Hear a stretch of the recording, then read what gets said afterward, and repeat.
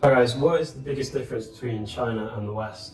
I'm going to introduce this amazing book by Yang Liu, who grew up in China and then he moved to Germany, and he created these amazing, beautiful illustrations about what is it like in between the different cultures and countries. So I'm going to go through a few of them, and if you're interested, you can check out the book in the description with a link as well. So this one is about the hierarchy, and they say that in China, people look up to the boss and they see the people having hierarchy and a higher authority. But in the West, it's much more, especially in Germany, it's much more egalitarian, or you could say that everyone is much more equal, and people make decisions much more based on consensus, and there is more decision making is more between different people. And I think this is a big cultural difference between China and the West, is that in China people naturally look up to somebody and they'll give authority to someone, and they will follow them, which is also the truth for the teachers as well. They will give the teacher much more authority, and they respect the teacher a lot more than in other countries in the UK, where people just see everyone as much more equal and on the same level. So I want to also say that there is a difference between China and the West in culture. I don't think one is better than the other. I think it's just a different way of looking at it, and each way has advantages and disadvantages, so it's really important to have an open mind when looking at different culture. This is a funny one about how China has developed transport. So in England or in Germany, people have been using cars for many years, but there's a big trend now to do cycling in the main cities because it's more healthy, it's easier for congestion, everything like that. 20 years ago, my grandmother and my grandparents told me they came to China. Well, they came 20 years ago and it was just bicycles everywhere. Not many people had cars, but now everyone has cars, and not many people are using bicycles. But probably now, since 2023, there's been a reverse of the trend in China as well, as it's developed. And there's all these mobikes and these different bikes that you can rent for a day and drive around. So I'd say this one could be updated now, because I think people are using bikes again in China, going back to that. And expressing opinion, this is quite an interesting one, because I think German people have a reputation for being more direct, but in China, people are not as direct, and if there's a point that they want to make, they're going to discuss side issues, or they're not going to go straight to the point, but they may say a little bit less directly. And I think this is interesting, because in China people are more concerned about relations and trying to maintain the relationship, and also about face is an interesting concept in China, where people do not want to have confrontations as much. But in England or in Germany, people are much more direct, and they don't mind having a confrontation, or they don't mind to be more direct and have kind of direct debates. Which is an interesting one. I think I've found that people are more caring about relationship and feelings of the person. But in the West, they are more about just get to the point and do this. These are massive generalizations, but I can definitely agree with this on some level between England and China. So standing in line is an interesting one, where especially in England, people love to queue. Even there's a saying that British people love to queue, and in China, people maybe they will kind of try, and they're not really thinking about queuing, they're just trying to get up to the front, and I think this is probably quite accurate. And also you can sometimes see it in traffic, where people are kind of trying to push in front of each other to get there faster. But in England, we're more patient. Well, I'm not saying it's positive or negative. I mean, it's just a different way of doing it, a different culture. There's also the attitude towards punctuality.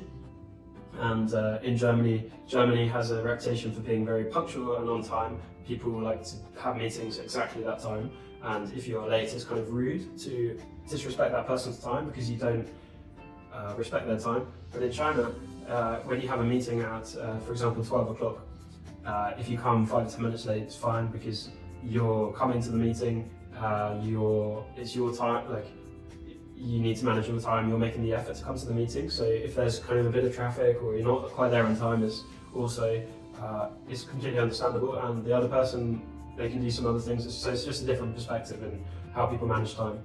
But I've seen an interesting trend with some students who are applying to universities in China, and they're actually saying that the infrastructure and the trains, for example, in China, is always on time, perfect timing. But in other countries, I've had a few German students who have said that the trains do not come on time, and they prefer China because it's more punctual.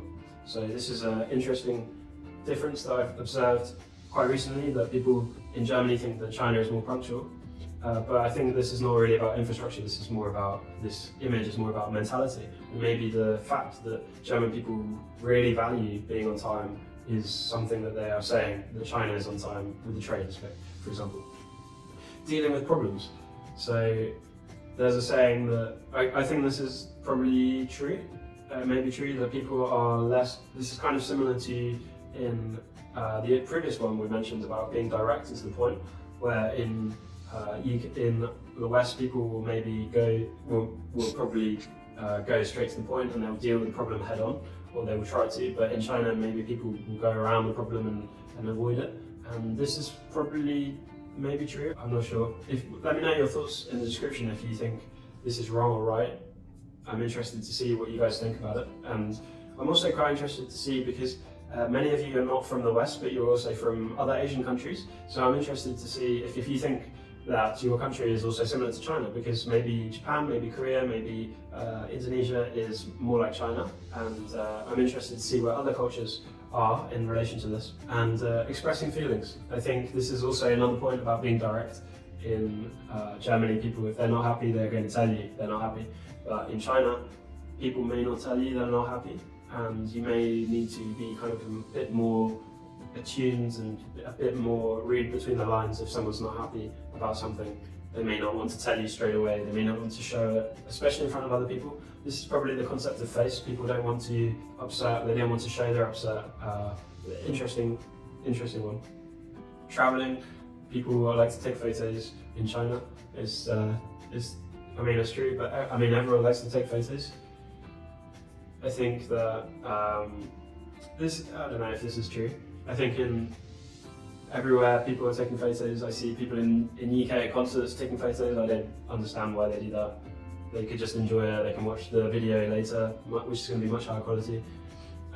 It is quite funny seeing people taking selfies in China and taking photos and things. Maybe this has changed since 2006, because now we have more advanced phones, we have social media, we have Instagram, so I don't know how this has changed now. Interesting that people in Germany like to use chopsticks, but people in China like to use knife and fork. I don't know if this is true. Maybe. What do you think? I think people definitely use chopsticks in China. I think there's some countries, right, like Thailand, where people use knife and fork. I mean, yeah. The noise level in the restaurant, yeah, I think it's much more noisy in Chinese restaurants in China. It's just much more noisy in general in the cities, because there's so much going on, and in restaurants in the West.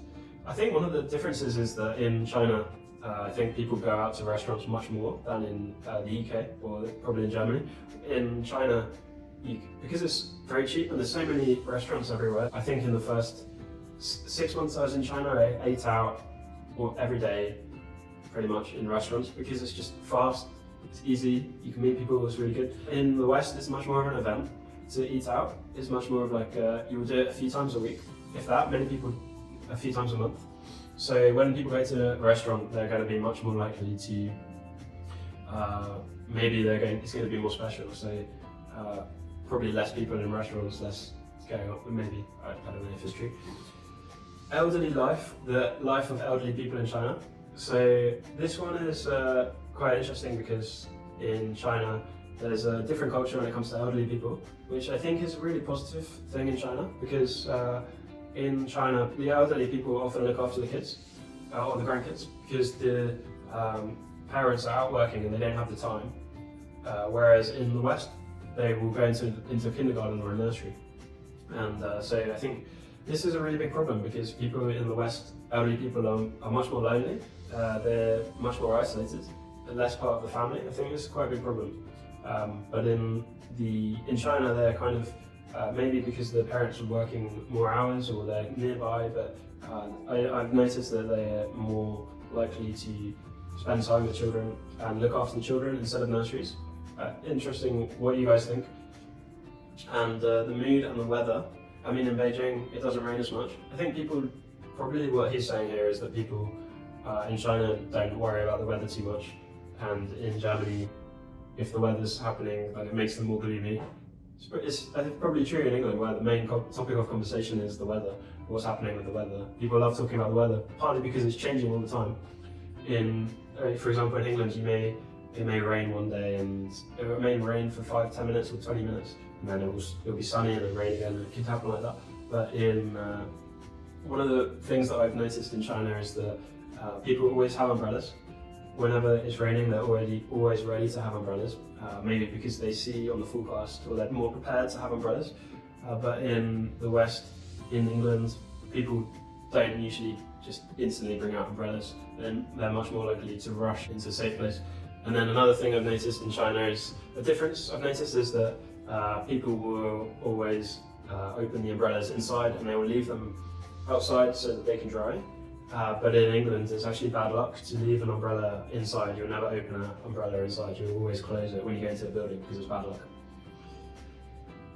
Self-perception. I think this is one of the biggest differences between China and the West, which is the sense of self and individuality. Because in the West, there's a much more idea of I'm the individual, so I'm the most important thing. But in China, it's more about the group, and the person is not as important. And so I think this is probably one of the biggest differences, and the most important difference is the individualism versus collectivism. And in China, the individual is not as important, but in the West, the individual is much more important. So I think this is really an important difference. Cultural perceptions. I'm not really sure what it's trying to say there.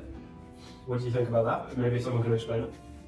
At a party, it seems quite interesting here, where in the Chinese party, people will be more in a group and everyone will be together discussing things together. But in a party in the West, people kind of more split up into groups and they will discuss different things.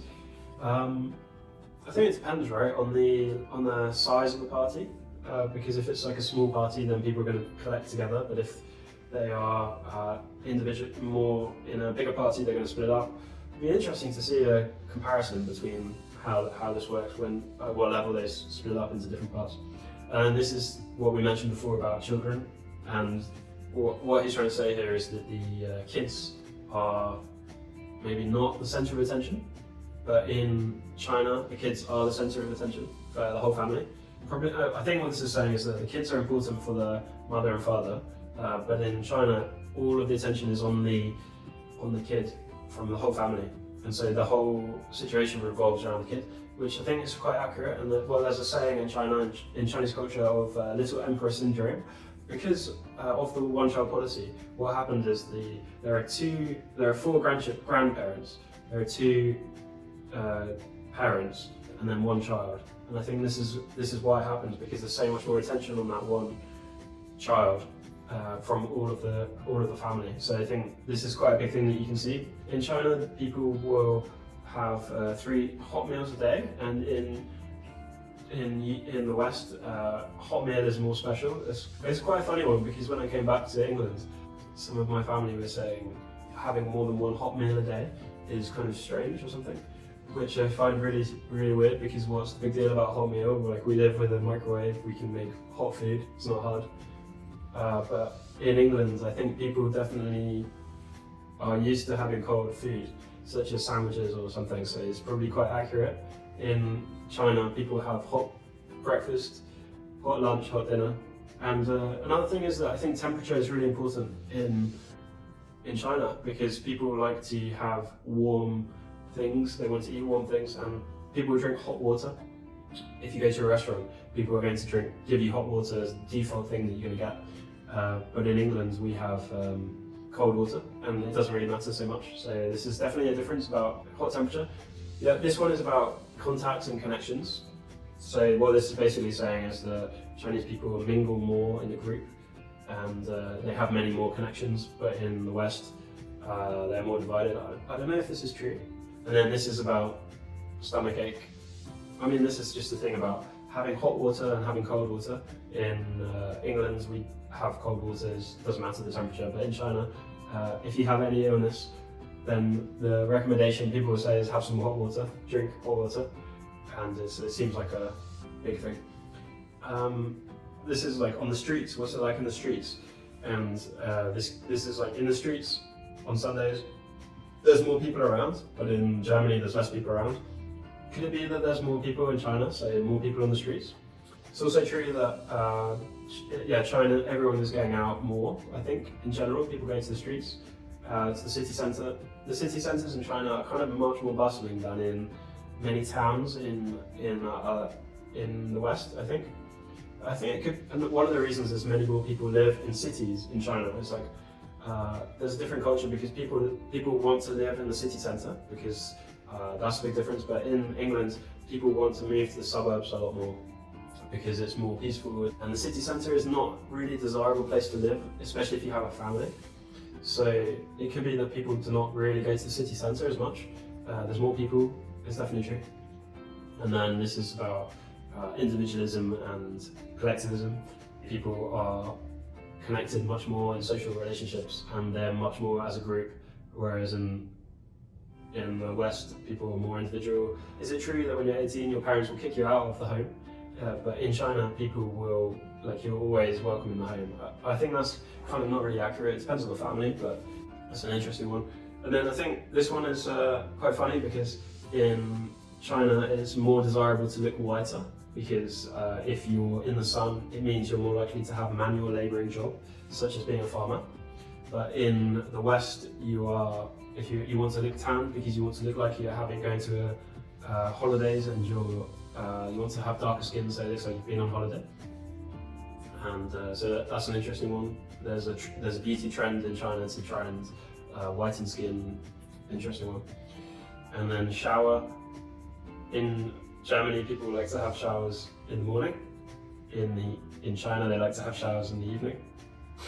Novelty. I'm not sure I understand this one. Maybe it means that Chinese people are more likely to try new things, and in Germany people are less likely to try new things. Probably is quite accurate because I think in China people like to try and experiment with new things. I think you could maybe see this in technology, maybe because the average person in China is a bit younger, so they're more likely to want to try new things. I think as you get older you become less likely to try new things. So you could definitely see this with technology, and people like to try new apps and things like that. Or it could be that German people don't like triangles, but Chinese people like triangles. If you're interested in learning more about China and going to China, the best way to learn more about China is to go to China and experience it in person. So you definitely check out some of the programs that you can study.